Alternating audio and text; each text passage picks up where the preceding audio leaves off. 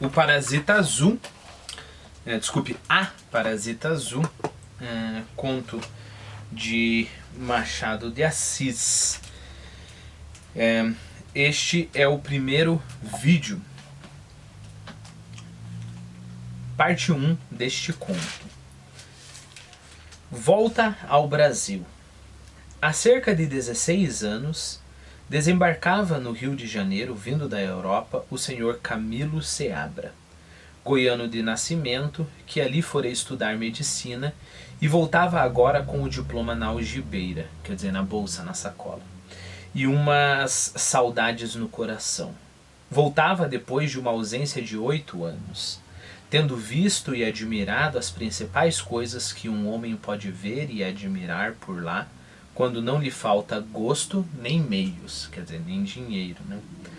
Ambas as coisas possuía, e se tivesse também, não digo muito, mas um pouco mais de juízo, houvera gozado melhor do que gozou, e com justiça poderia dizer que vivera.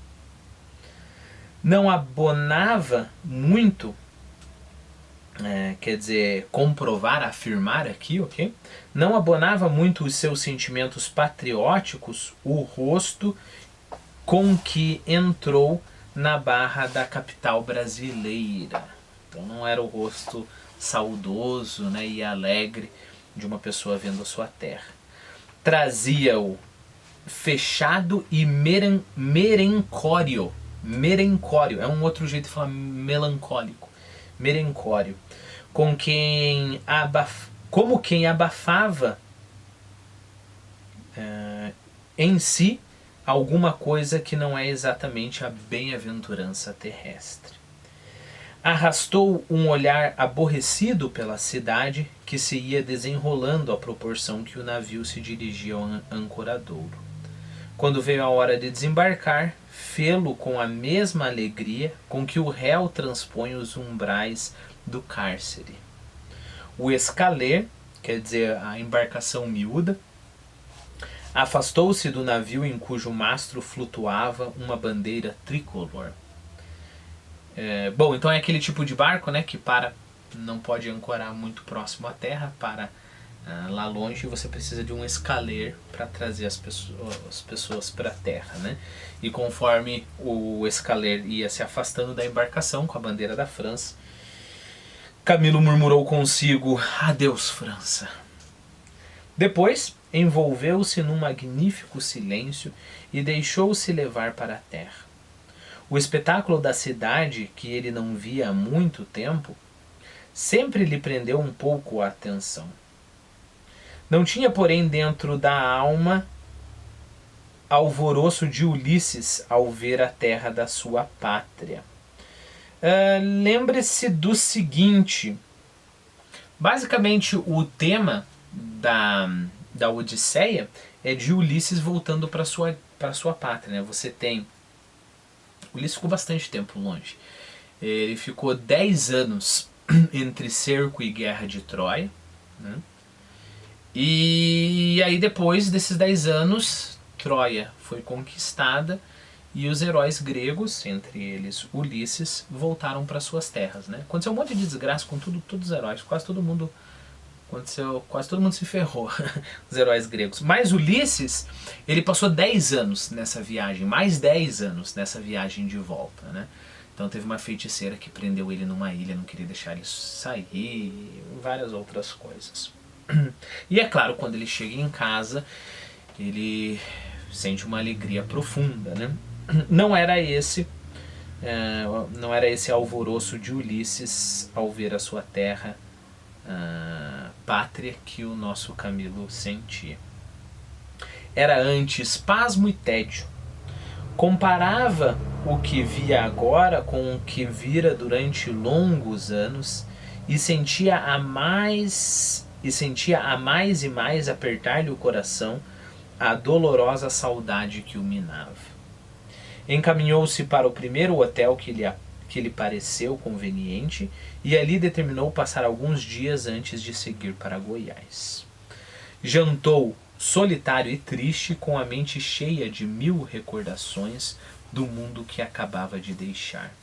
E para dar ainda maior desafogo à memória, apenas acabado o jantar, estendeu-se num canapé e começou a desfiar consigo mesmo um rosário de cruel desventuras.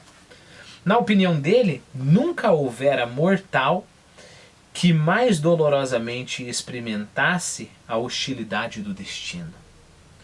Nem o martirológio cristão, nem nos trágicos gregos. Bom, vamos por partes? Não, deixa eu terminar só essa frase. Nem no martirológio, melhorar a pronúncia dessa palavra, martirológio, nem no martirológio cristão, nem nos trágicos gregos, nem no livro de Jó havia sequer um pálido esboço dos seus infortúnios. Um pálido esboço dos seus infortúnios. Vejamos alguns traços patéticos da existência do nosso herói. Bom, um martirológio é uma lista de mártires ordenado por data, né? Antigamente era comum esse tipo de coisas, mas ainda existe, né? Então, perceba, a gente vamos pegar alguns mártires, né? Sei lá. Pedro, por exemplo, que foi crucificado de cabeça para baixo. Aí a gente tem alguns mártires, por exemplo, que foram esfolados vivos, né? Então, pensa, você tira a pele da pessoa enquanto a pessoa está viva, toda a pele dela, como se ela fosse um coelho, né? E, sei lá, você apresenta a pele da pessoa para a pessoa que está sofrendo, as pessoas que morreram nas fogueiras. É engraçado e é patético, né? As pessoas, não os mártires, pelo amor de Deus, né? É engraçado ele achar que esses sofrimentos não são nem um esboço do sofrimento que ele está tendo. O que aconteceu com esse cara, né? Então tá, vamos deixar os mártires para lá, mas nem os trágicos gregos, ou seja, vamos pegar lá, sei lá, Édipo, que sem saber matou seu próprio pai e teve filhos com a sua própria mãe, e quando soube, ele pegou um enfeite que a mãe dele tinha, um prendedor assim, ele furou os próprios olhos, a mãe dele se enforcou, ele passou o resto da vida dele andando de lá para cá. Não é nem um esboço do que o nosso Camilo sentiu, né? Ou Jó, né? Jó é um homem extremamente rico, poderoso, ele tinha, puxa vida, eu acho que 7 filhos e 7 filhas, alguma coisa assim, todos prósperos, e um dia ele começa a receber um monte de notícia, né? Os campos dele foram queimados, a casa caiu, os bois morreram de peste, todos os filhos dele morreram, e de repente ele tem uma doença horrível, e a gente encontra Jó sentado na frente da casa dele, coçando as feridas, porque o corpo dele era todo ferida, todo coberto de ferida, coçando com um caco de telha ali, mas isso não é nenhum esboço dos infortúnios do nosso herói. Vejamos alguns traços patéticos da existência do nosso herói. Nascera rico, filho de um proprietário de Goiás que nunca vira outra terra além da sua província natal. Em 1828 estivera ali um naturalista francês, com quem o comendador Seabra travou relações e de quem se fez tão amigo, que não quis outro padrinho para o seu único filho, que então contava 1 ano de idade. Então vamos lá, naturalista é uma coisa interessante, né? É um especialista em ciências naturais, especialmente botânica e zoologia. Botânica e zoologia, então ele estudava plantas e animais. Lembre-se que a cultura neste tempo, né? Se esperava de um homem de cultura que ele conhecesse pelo menos um pouco de astronomia, um pouquinho de geologia, botânica e zoologia, né? Além, é claro, das artes. Então ele não quis outro padrinho para o seu filho que contava com 1 ano de idade. O naturalista, muito antes de o ser, cometera umas veneidades. Veneidades, erros leves, descuidos, ok? Se fala de puxa vida, como é que é? De pecado venéreo, se eu não estou enganado. São esses pecados que não vão te mandar para o inferno, talvez só para o purgatório. Bom, então ele cometeu algumas veneidades. O naturalista, muito antes de o ser, cometera umas veneidades poéticas que mereceram alguns elogios em 1810, mas que o tempo, velho trapeiro da eternidade, levou consigo para o infinito depósito das coisas inúteis. Okay? Então, primeiro, que os versos deles uns pecadinhos, assim, ele acabou cometendo alguns poemas ali, né? Trapeiro é que apanha trapos na rua para vender, ok? Olha que interessante. O tempo é o velho trapeiro da eternidade. O tempo apanha o lixo da eternidade, né? Então ele cometeu essas venialidades. Eu falei veneidades, né? Venialidades. E aí eu acho que o adjetivo que eu falei é venial. Ok, pessoal? Venial. Eu tenho quase certeza disso agora. Venialidades e pecado venial. Okay? Bom, então, mais uma vez, cometeram umas venialidades poéticas que mereceram alguns elogios em 1810, mas que o tempo, o velho trapeiro da eternidade, levou consigo para o infinito depósito das coisas inúteis. Tudo lhe perdoara o ex-poeta, menos o esquecimento de um poema em que ele metrificara a vida de Fúrio Camilo. Poema que ainda então lia com sincero entusiasmo.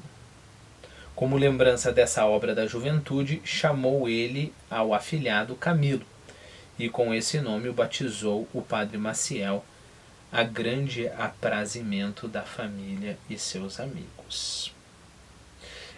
Vamos lá, né? A gente está falando de Marco Fúrio Camilo. Ele foi um tribuno consular, foi 6 vezes tribuno consular na Roma, né? Na Roma Antiga. Foi ditador 5 vezes e 5 vezes ele teve o triunfo. O triunfo era basicamente uma cerimônia em que todos aclamavam. Júlio César teve no mínimo um que eu consiga lembrar, né? Todos aclamavam essa pessoa por um grande feito. Então Marco Fúrio Camilo. Batizou o padre Maciel, a grande aprazimento da família e seus amigos. Compadre, disse o comendador ao naturalista, se este pequeno vingar... Essa parte é importante, né? Lembre-se que a taxa de mortalidade nessa época era grandíssima, né? Ao ponto em algumas culturas, alguns países, você nem dá nome para a criança. Espera ela crescer um pouco mais para ver se ela vai vingar, né? Porque morria muito frequentemente.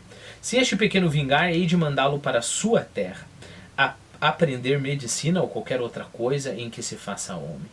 No caso de lhe achar jeito para andar com plantas e minerais como o Senhor, não se acanhe. Dê-lhe o destino que lhe parecer, como se fora seu pai, que o é espiritualmente falando. Quem sabe se eu viverei neste tempo, disse o naturalista. Há de viver, protestou Seabra. Esse corpo não engana, a sua têmpera é de ferro. Não o vejo eu andar todos os dias por esses matos e campos indiferente a sóis e chuvas, sem nunca ter a mais leve dor de cabeça? Com metade dos seus trabalhos, já eu estava defunto. Há de viver e cuidar do meu rapaz, apenas ele tiver concluído cá os seus primeiros estudos. A promessa de Seabra foi pontualmente cumprida. Camilo seguiu para Paris logo depois de alguns preparatórios, e ali o padrinho cuidou dele como se realmente fora seu pai. O comendador não poupava dinheiro para que nada faltasse ao filho. A mesada que lhe mandava podia bem servir para 2 ou 3 pessoas em igual circunstância. Além da mesada, recebia ele, por ocasião da Páscoa e do Natal, amêndoas e festas, que a mãe... Lembre-se que festas aqui a gente está falando de mimos, presentes, né? Fazer festa a uma pessoa é mimar a pessoa, né? Então aqui a gente está falando de um tipo de presente, uma dádiva, né?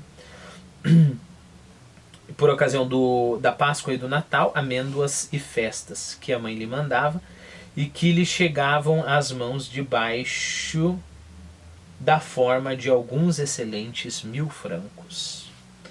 Até aqui, o único ponto negro na existência de Camilo era o padrinho que o trazia peado, quer dizer, dominado, subjugado, com receio de que o rapaz viesse a perder-se nos precipícios da grande cidade. Quis, porém, a sua boa estrela, que o ex-poeta de 1810 fosse repousar no nada ao lado das suas produções extintas. Olha essa frase. O naturalista, né? Quis a boa estrela que fosse repousar no nada ao lado das suas produções extintas. Ninguém vai lembrar dos poemas dele, ninguém vai lembrar desse cara também. Deixando na ciência alguns vestígios da sua passagem por ela. Camilo apressou-se a escrever ao pai uma carta cheia de reflexões filosóficas.